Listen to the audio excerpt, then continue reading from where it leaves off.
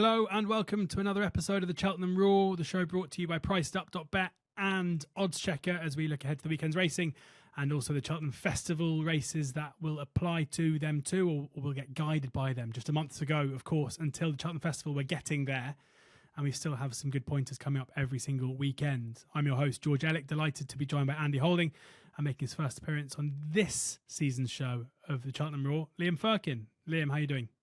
Yeah, very well, thanks, George. These few weeks are going to drag on by now, I think. But yeah, looking forward to getting stuck in some of the weekend action and Cheltenham, of course. Yeah, it's not long now.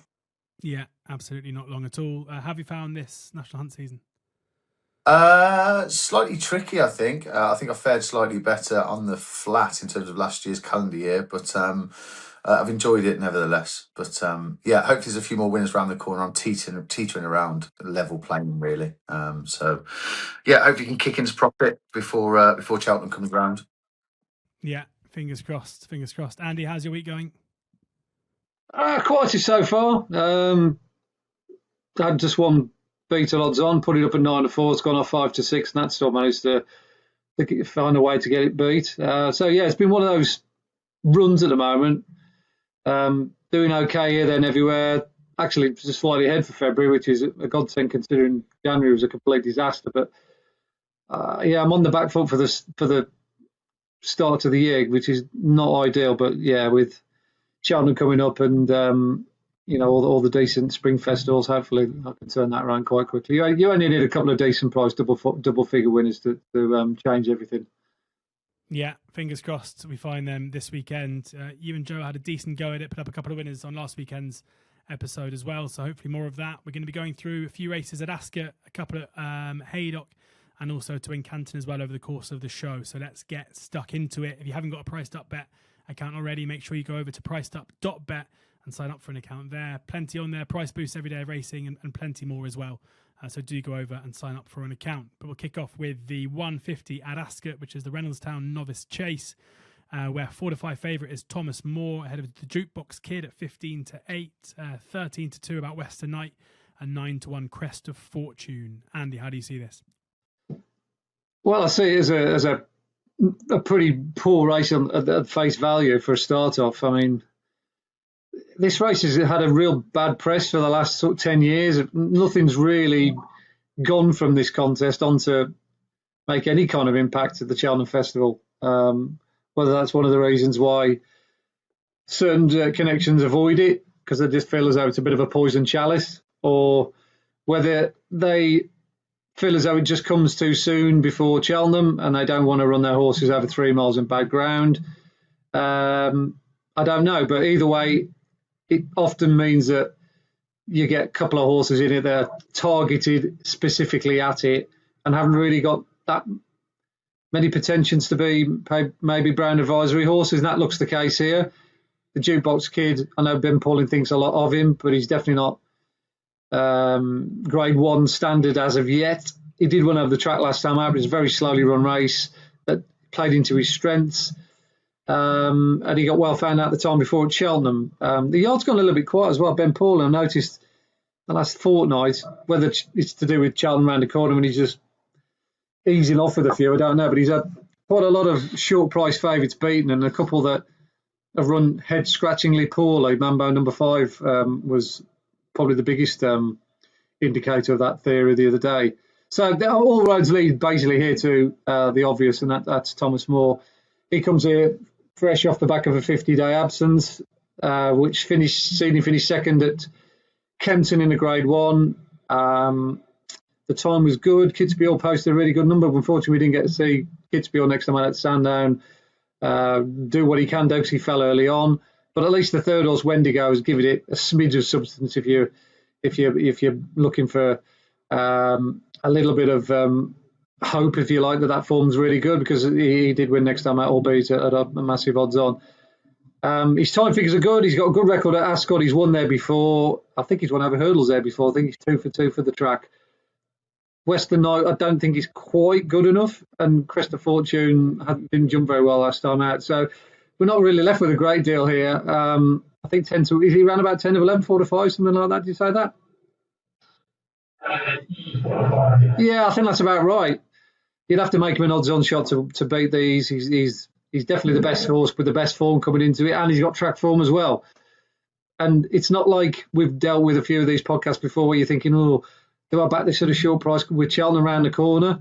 You know, like Lalamba last week, are they looking to give it a hard race, or is this, you know, the main target, and then we'll deal with other events further down the field? I think with Thomas Moore, look, it's a great tour on offer. It's a big pot. So yeah, I think they'll be going all guns blazing with him here. Liam, how do you see it? Yeah, Western Knight was a horse that I took to a fair bit, to be honest, over hurdles. I think he actually ran in the Don River, and I thought that potentially, in fact, prior to that, it was even the Albert Bartlett trial at Cheltenham, and I thought that he may step forward. Obviously, he's won his last 2 starts. They have been in small fields, so perhaps this will suit him. However, similar to Andy, he just ended up coming back to the favourite. I think people forget this horse was 5th in an Albert Bartlett. He's only had very minimal starts for a 9-year-old under rules. However, of the 10 starts he has had, he's won 5 of them. So he's got a 50% win rate.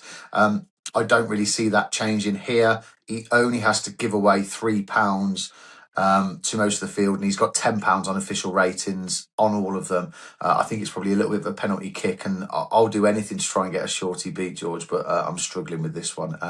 So for those that like doing their little roll-ups and whatnot, he may be the first leg for the weekend. Guys agreed. Yeah, Thomas Moore going to be hard to beat. 4 to 5 with priced up as it stands in the 150. The 150. The 225 now. The Handicap Hurdle, we have got Listen to Your Heart is the 4 to 1 favourite ahead of Captain Teague at 13 to 2. Active Authority 7 to 1. Josh Barber and Lighten Up Our Days both 15 to 2, 17 to 2 Range and Eurocon, and 9 to 1 bar those. Juicy prices here to get stuck into. Liam, who do you like?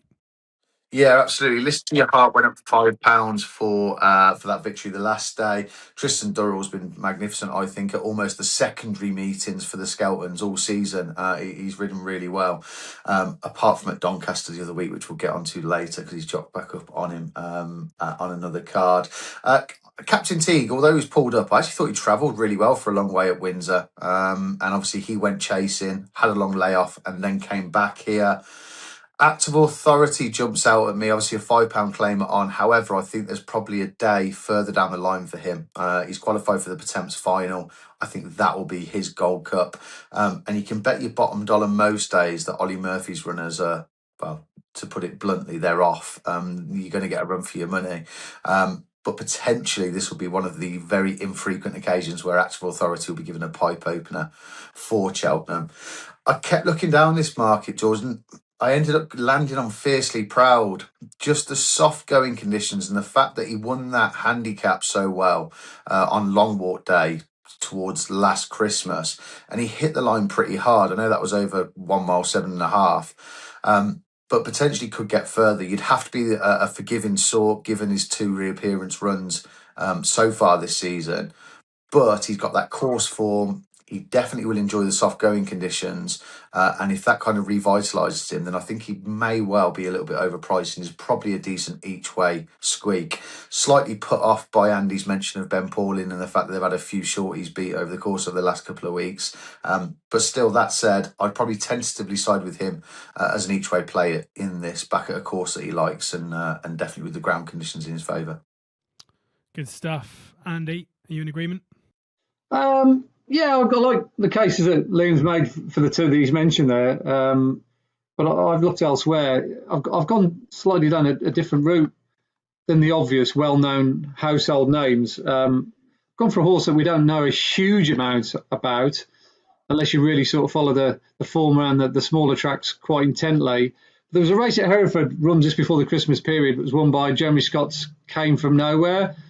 I think I did a podcast at the time with Steve Ryder, and he wasn't overly struck on the form of that Came From Nowhere race, but as it panned out, it's worked out all right. He went to Ascot next time out, and he absolutely dotted up, won in very impressive fashion, took down a good field in a fast time, and that Hereford time was a very good one for the grade. It was the first time I looked at that, I thought, Christ, that must be a good race, that number.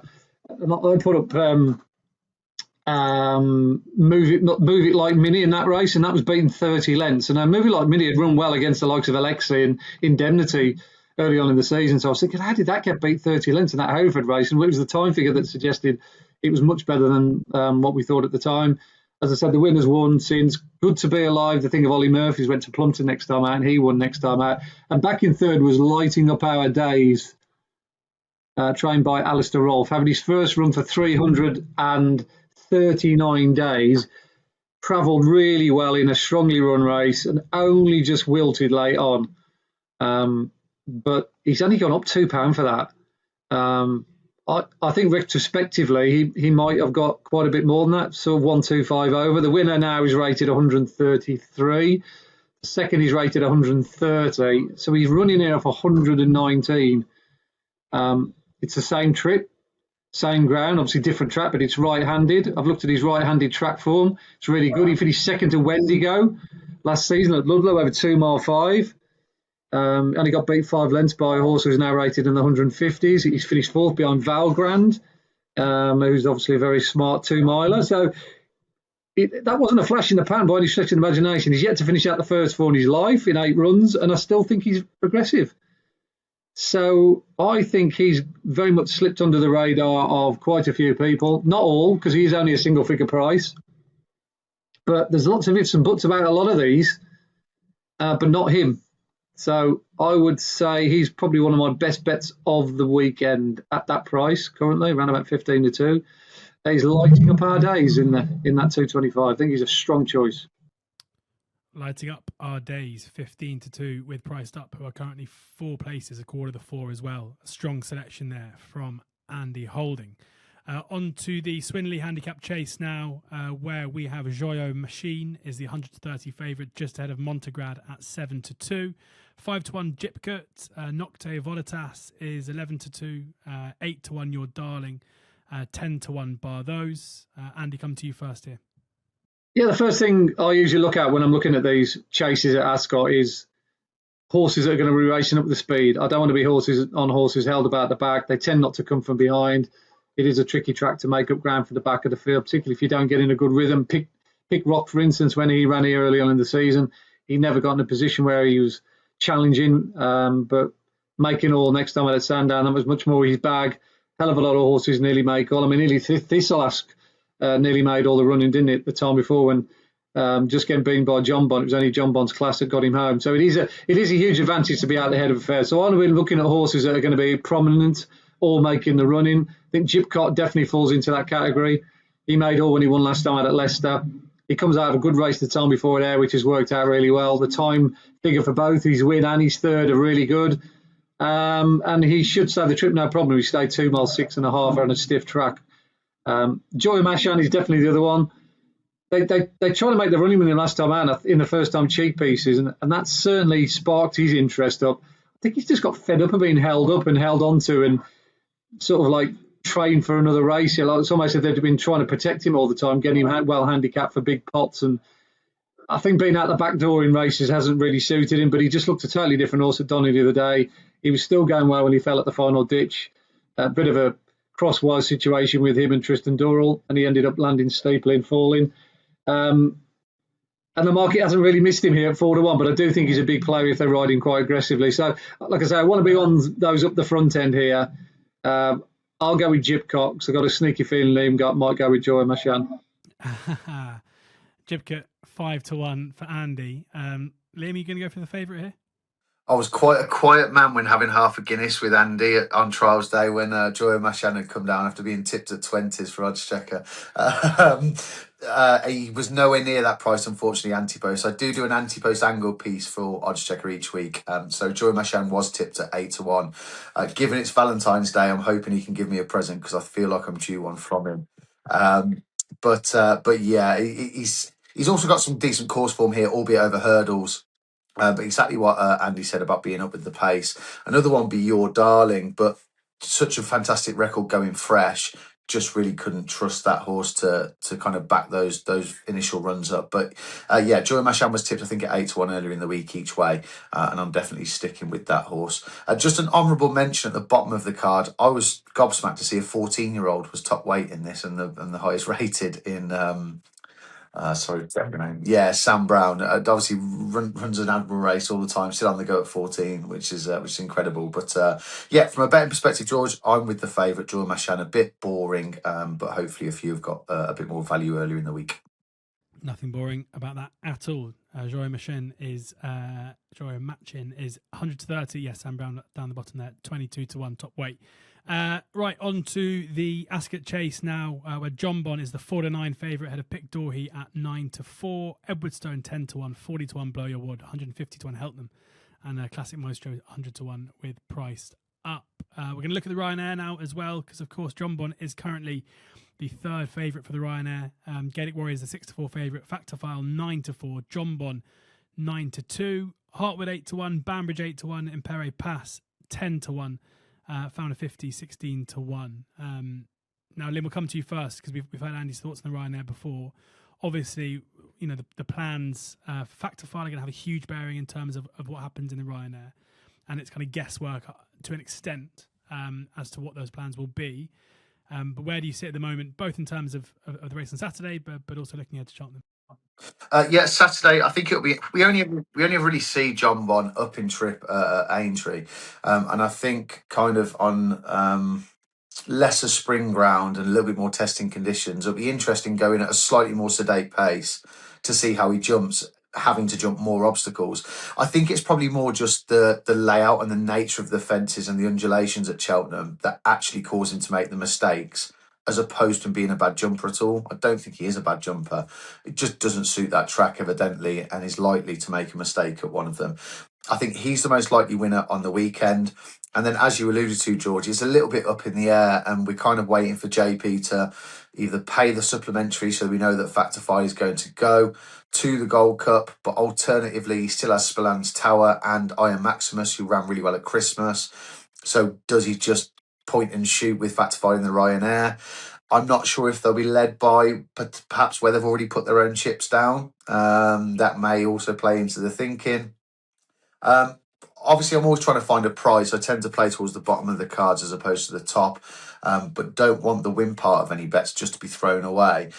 So this would come with a huge non-runner no bet flag. You need that concession.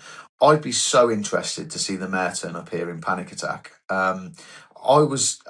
Yes, she's won a Paddy Power Gold Cup, and yes, she's then gone on and won what was formerly the Hennessy, obviously the Coral Gold Cup.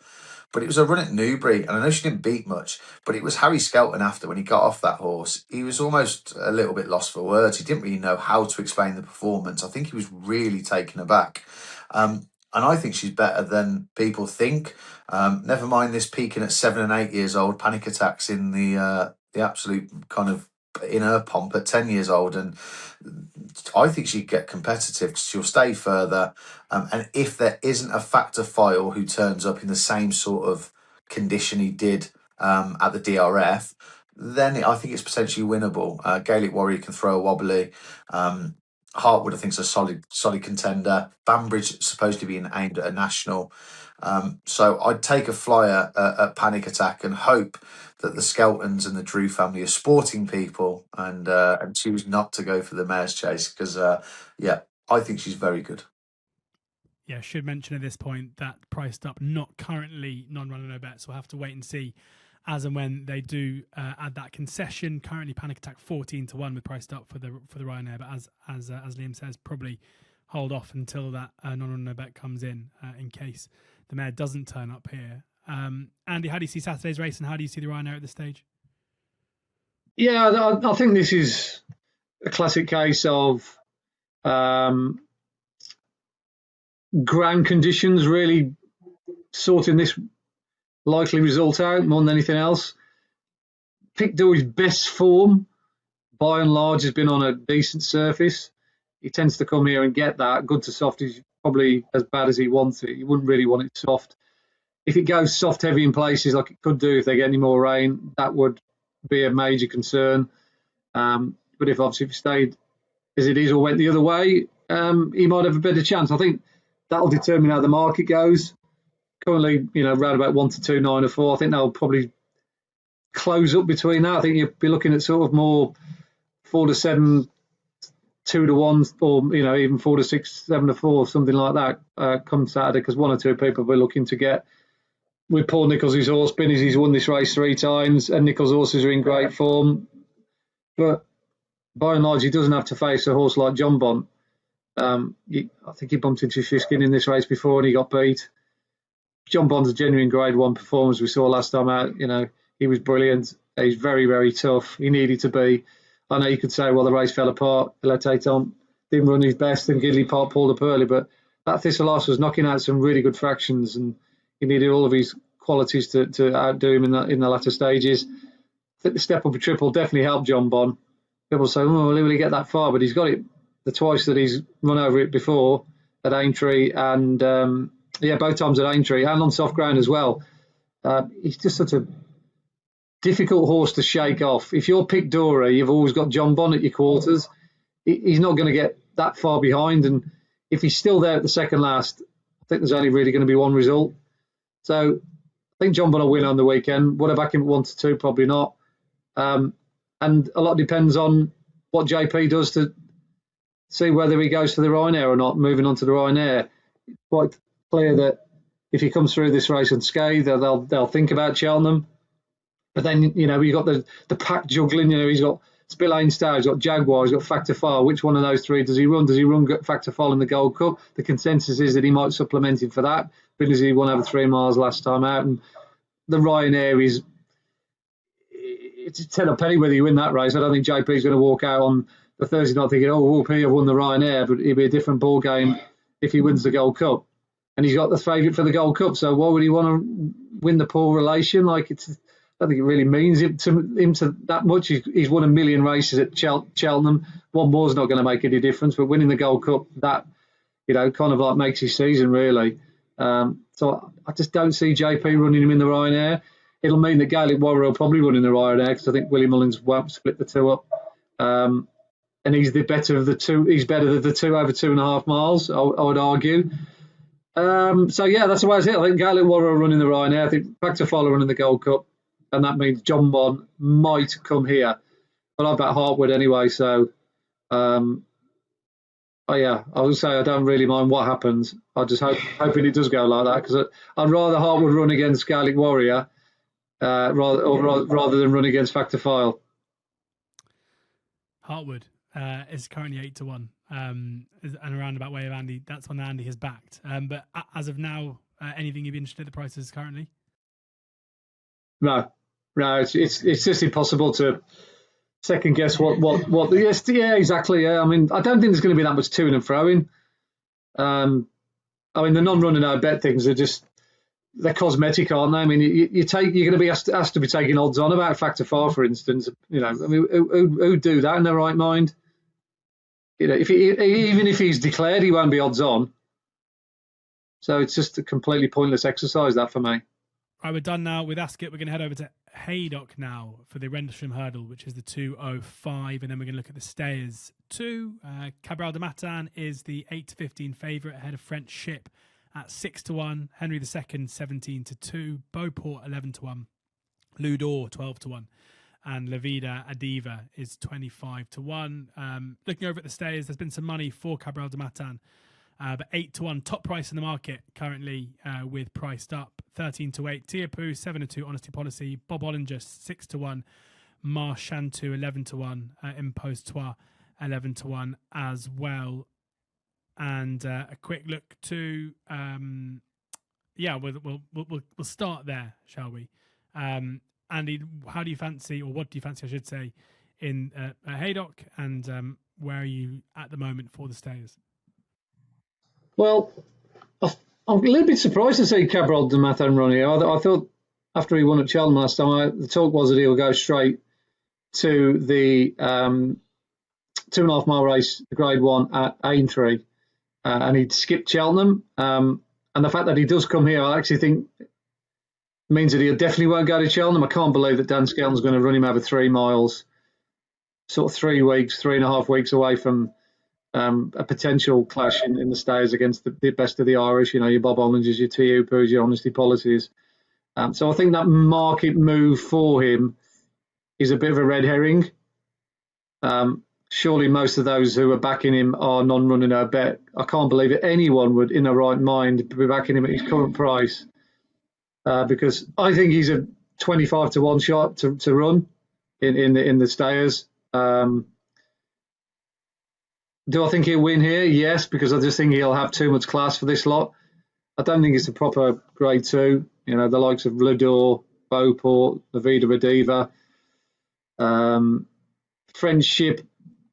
They thought he might be a graded horse, but he's running last time out in the Lanzarote suggests he might not be up to that level. So he's on a bit of a recovery mission.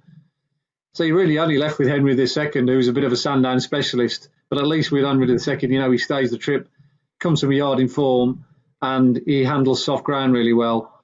So I think he might just outstay and outmuscle the others for second. But Cabra de Mathen's a proper horse. I mean, he looks a grade 1 horse. He's just different gear to these. And he's won at the track before. And he showed a really good turn of foot as well when he won. I don't think it's ideal for Dan Skelton to be running him on genuine testing ground, but hopefully it'll dry out.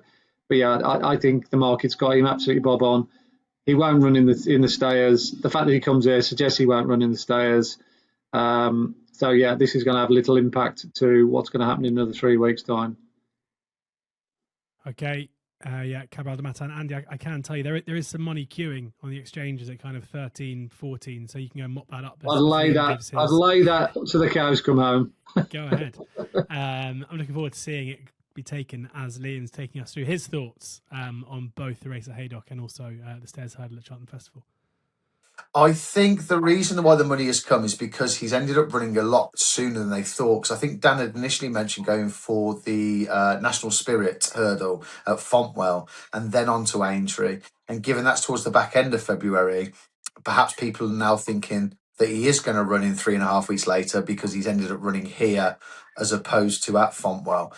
Whether that's the case or not, I'm not too sure. I do find it strange, is Dan Skelton really not going to have a runner in this grade 1 when he's got one? I'm talking about the Stayers there. I think the turnaround would be too quick, especially on the going conditions, and I wouldn't fancy him for it if he lines up this weekend. I completely agree with what Andy said with regards to Henry II. He's one of the few in the field that you think has a win purpose chance and will stay the trip in testing conditions. However, that win part of the each way bet you're probably thrown away. Cabral de Matan has progressed so much since moving yards and has been a really good animal this season. In terms of the Stayers as a whole, you tend to find you just have some of those horses that you don't quite take to. Tupu's always been one of those horses for me. Perhaps it's how infrequently we've seen him running. He'd usually turn up early part of the season, then he's put away, and we don't see him again until March. So perhaps that's half the reasoning. However, I've been really impressed with him this season. I think he's going to take all the beating, especially if the rain continues over the course of the next 3.5 weeks. Looking down that field, I haven't tipped anything, I haven't bet anything. The only horse that would potentially interest me, again, there's a lot of mare loving from myself because it's Feet of a Dancer, another one who's going to get £7 from the Geldings.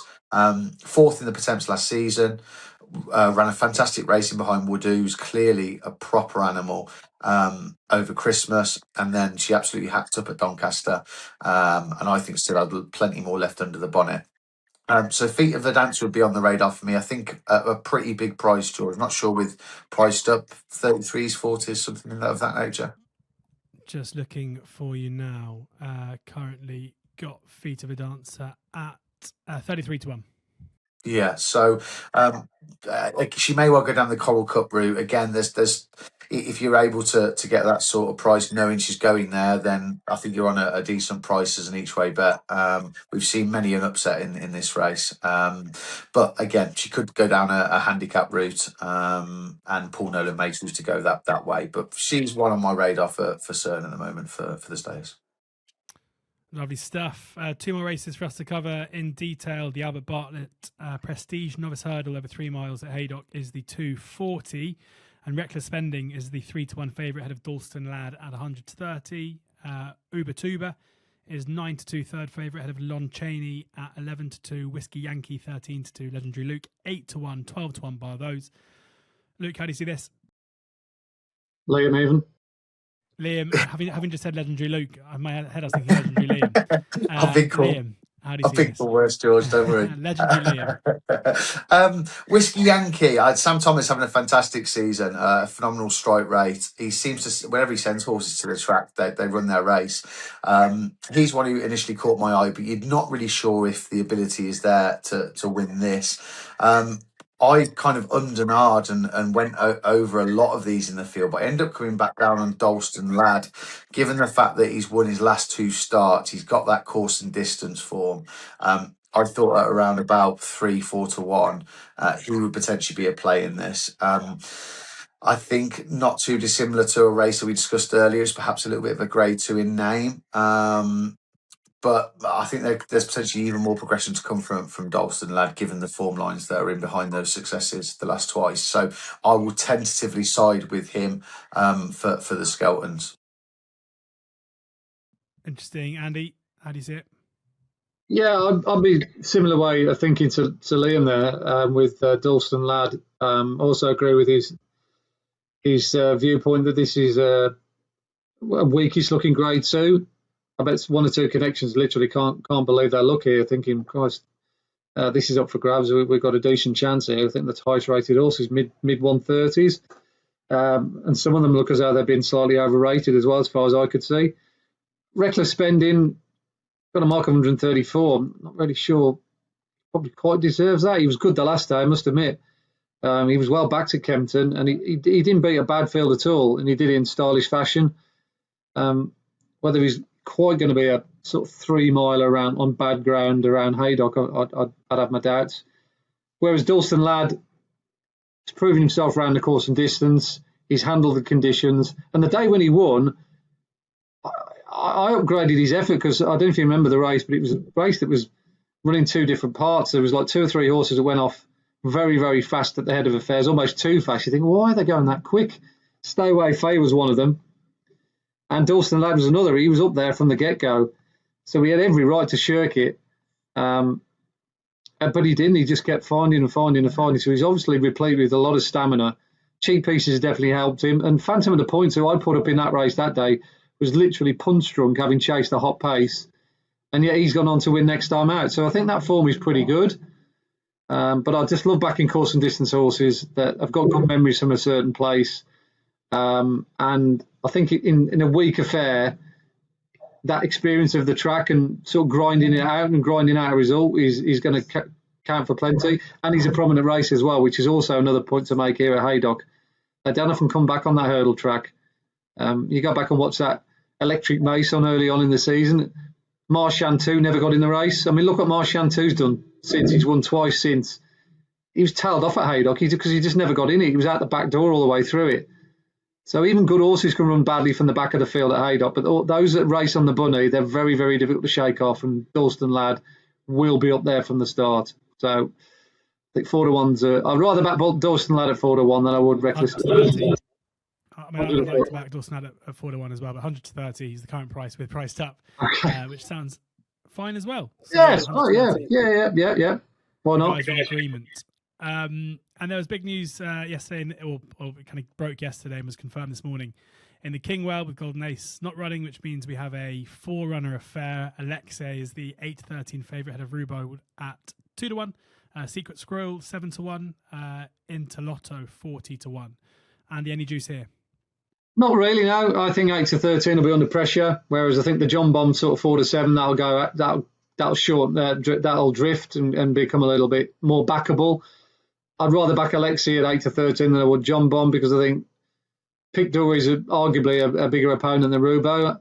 I've got a lot of respect for Rubo, but you look at his record. He's got a great record around Wincanton. He's run the Elite Hurdle 3 times, but the Elite Hurdle's in November when the ground's good. When they come to run this race, when he's running it before, he finished last of 5 behind the Mean Line 2 years ago when the ground was heavy. Looking at the forecast, it is going to be quite soft over the weekend. It's soft enough to put off connection of Golden Ace, who didn't want a hard race prior to the Champion Hurdle on soft ground. And I think Potter Charm's going to wait for the aforementioned National Spirit, which is more in keeping with his trip because he's a 2.5 miler. So really, this is Alexis to lose because the Rubo got off in front. We know that the die's going to be cast early on. Brendan Powell probably just sitting behind him on Alexi, and he's got a really good turn of foot. I mean, he put to bed a very good field in the Great Wood, in the fast time on soft ground. You couldn't imagine, excuse me, you couldn't imagine Rubo doing that, could you? Quickening away from a top-class field of handicappers. And I don't think his run last time out was that bad. I mean, he got beat off top weight in that big hurdle at Ascot, but the winner and second, Willful and Hot Fuzz, that they went on to fight out the finish of a Windsor handicap.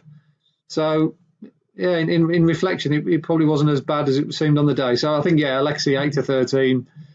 I think he'll go more 1-2 than he will that price at the moment. Yeah, I think Alexi could end up picking up the pieces in something like the Champion Hurdle. The only niggling doubt in my mind is that Connection had suggested prior to the Great Wood that he wouldn't want testing ground conditions. Now, he made a mockery of them when winning on soft at Cheltenham in the Great Wood. However, does he want heavy round Wincanton? Soft at Cheltenham is very different to heavy round Wincanton. Rubo has run on heavy going on one occasion in Britain. He finished last of 5, and Secret Squirrel's got a bit to find. I found myself looking at the bottom of this and the 40-1 shot with price drop into Lotto. He's had 5 starts over hurdles. He's got 2 victories from those 5, both of which came on heavy ground. He beat Carl de Terrell, who I think is a half-decent yardstick. He's not got an awful lot to find. All right, £8-9 with the top pair, but he's getting weight from both of them. And if it comes up heavy ground, he's also won off the back of a break. And if it continues to rain, I just thought potentially he was overpriced. And then I just had my dad's, these cliches that people come out with in betting, always back the outsider of 4. So that cemented it for me. as scientific as that is, George. But given the fact back the outsider of 3, I thought the whole point was that the 2 favourites take each other on and then, can't go with each other, and the third one comes and picks up the pieces. I didn't realise it applied to 4 as well. There you are. He doesn't even say the correct term, so that should be listened to him. But no, I certainly think based on the heavy ground form, the fact that the horses won't go in fresh, I think will prefer the ground conditions potentially than the top 2. And if they don't take a liking to it, 40-1, I'll have a bit of loose change on that win only. Great stuff. Right. So, yeah, 40-1 about Interlotto there for Liam. Before we let you guys go, anything else elsewhere over the course of the weekend that you want to put up, Andy? The first race at Haydock on Saturday, the Victor Ludorum, which is a race steeped in tradition, let's say, rather than throwing up obvious Triumph Hurdle winners.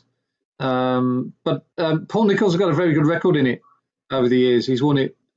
I think Montmoreau won for him. Cheltenham, that kind of horses that just kind of like ran okay in the Triumph, but obviously went on to do much better things. And he's got Pourquoi Pas Papa in there, who lowered the colours of some old, good, well-fancied older horses last time out at Wincanton. Always like that when the 4-year-olds beat the older horses. There was one of Philip Hobbs's in that race, owned by JP, who chased him home. That's quite highly regarded. And he seems to be going the right way. He got beat by MacToad early on the season at Sandown, and MacToad absolutely bolted on that day, in all fairness. But since then, MacToad has fluffed his lines at Chepstow in the finale. I think that was probably due to the ground more than anything else. But Pourquoi Pas Papa, like I say, he's gone the right way. He seems a very strong stayer, and he likes to get ridden prominently as well. As I said, a combination of strong stayers and horses that race prominently, they are definitely horses to sort of have on the right side of.